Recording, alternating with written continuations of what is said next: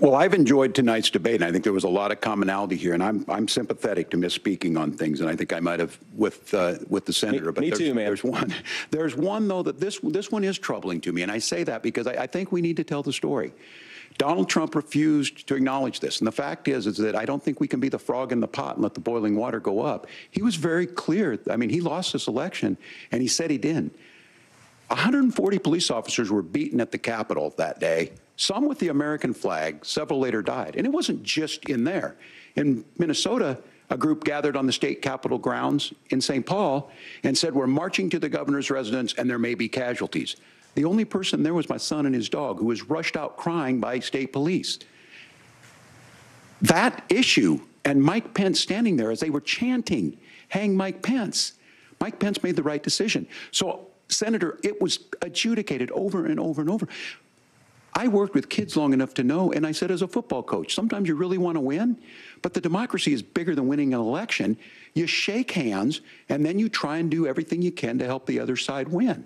That's what was at stake here. Now, the thing I'm most concerned about is the idea that imprisoning your political opponents, already laying the groundwork for people not accepting this. And a president's words matter.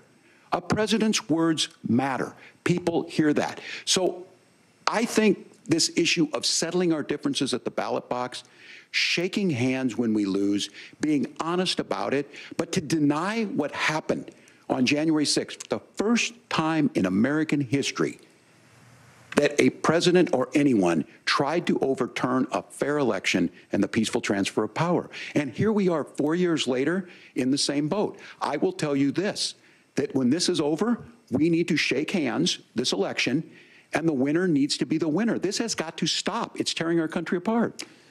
Margaret? Senator Vance, did you want to respond to that?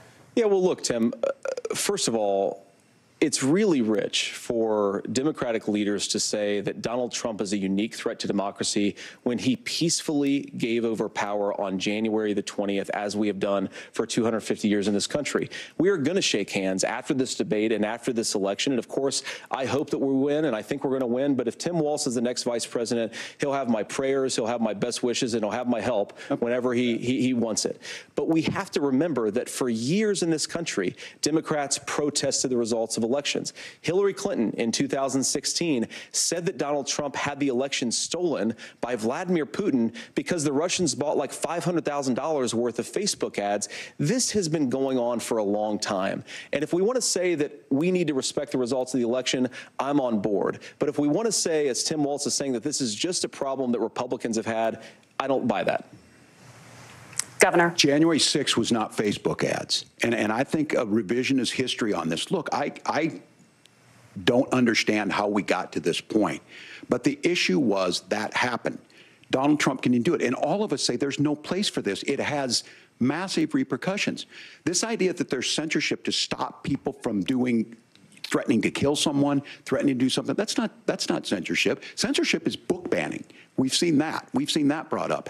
I just think for everyone tonight, and I'm going to thank Senator Vance. I think this is the conversation they want to hear. And I think there's a lot of agreement, but this is one that we are miles apart on. This was a threat to our democracy in a way that we had not seen.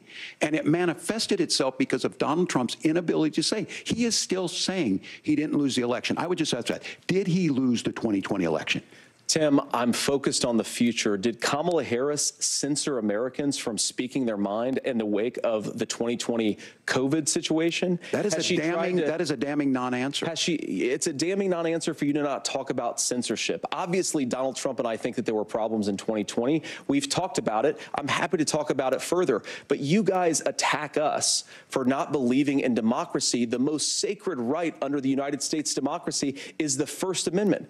You yourself have said there's no First Amendment right to misinformation. Kamala Harris wants to use the power of government and big tech to silence people from speaking their minds. That is a threat to democracy that will long outlive this present political moment. I would like Democrats and Republicans to both reject censorship. Let's persuade one another. Let's argue about ideas, and then let's come together afterwards. You can't yell fire in a crowded theater.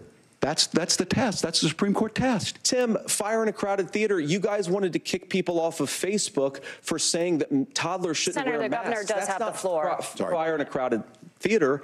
That is criticizing the policies of the government, which is the right of every American. Senator, the governor does have the floor for 1 minute to Please. respond to you. Yeah, well, I don't run Facebook. What I do know is I see a candidate out there who refused, and now again, and this, I'm pretty shocked by this, he lost the election.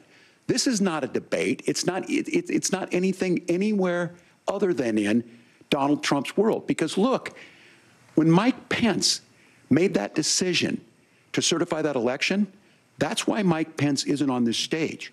What I'm concerned about is, where is the firewall with Donald Trump?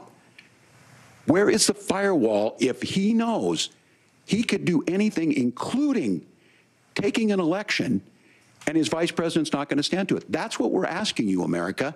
Will you stand up? Will you keep your oath of office, even if the president doesn't? And I think Kamala Harris would agree. She wouldn't have picked me if she didn't think I would do that, because of course that's what we would do. So America, I think you've got a really clear choice on this election of who's going to honor that democracy and who's going to honor Donald Trump. Governor, your time is up. Thank you, gentlemen.